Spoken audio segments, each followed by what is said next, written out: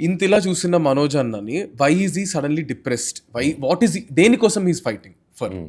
పబ్లిక్‌లో దేనికోసం ఇంకో వర్షన్ అంటే కొంచెం పీస్‌ఫుల్‌గా డీల్ చేసుకోవచ్చు కదా! లేదా కామ్‌గా ఉండొచ్చు కదా!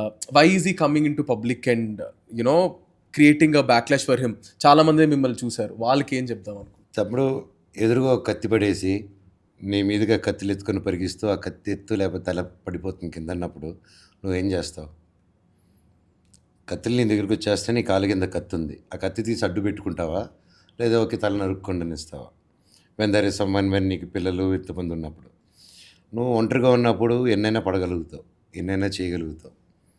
ఓ కుటుంబం, మౌనిక, పిల్లలు, తనకి తల్లిదండ్రులు తెలుసు, చిన్న ఏజ్లోనే తనకు జరిగినది ఎవరికి జరగకూడదు, అలాంటి ఒక కష్టమైన సిచ్యువేషన్ తను వెళ్ళింది. అండ్ చాలా చూసింది తను కూడా. అండ్ తనకి గొడవకి ఏమాత్రం సంబంధం లేదు. And that's the first point. And నేను ఏ రోజు ఆస్తి అడగలేదు. That is, and my fight అంతా ఒకటే, అడిగింది ఒకసారి ప్రూవ్ చేయండి అని.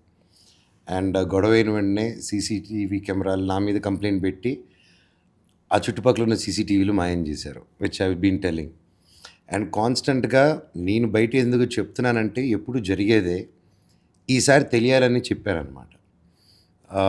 ఎందుకంటే నో, ఇట్స్ నాట్ రైట్. ప్రతిసారి జరిగితే ఓకే, కానీ ఒక ఇది వచ్చిన తర్వాత కూడా అబద్ధాలు నిందలేసి ఆ నిందల్ని నిజాలు చేసేదానికి ఒప్పుకో అంటే నో, ఐ వోంట్ అగ్రీ. ఎందుకంటే నాకు 2 పిల్లలు ఉన్నారు. నేను తప్పు చేస్తే రెడీ, నేను దాక్కుంటాను. నేను తప్పు చేయలేదు. నా ఫైట్ ఫస్ట్ నుంచల్లా నేను అడిగేది ఒకటే, కూర్చొని మాట్లాడదాం, గొడవలు వద్దని. వాళ్ళు వేసేది ఇవన్నీ నాకు బాధేస్తుంది తప్ప కోపం రావట్లేదు తమ్ముడు. అండ్ దట్ ఈస్ మై, ఎవరికి మా ఇంట్లో కోపం రావట్లేదు, మాకు బాధేస్తుంది. అండ్ అది మనం చెప్పినట్టు అది నా బలహీనతో వాళ్ళ బలమో నాకు అర్థం కావట్లేదు. నాకు చిన్నప్పటి నుంచి వాళ్ళు ప్రేమించడం తప్ప నాకు ద్వేషించడం రావట్లేదు.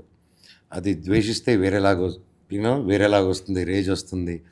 అండ్ నేను ఏం బక్కోడిని కాదు, అర్థమైందా? ఆ వైలెన్స్ నేను చూపించగలుగుతాను. But I don't want to take that violence route నేను తీసుకోవట్లేదు. అండ్ అది నా జనరేషనల్ కర్మ ఏమైనా ఉన్నా, నా జనరేషనల్ శాపాలు ఏదన్నా ఉన్నా, I want to cut it.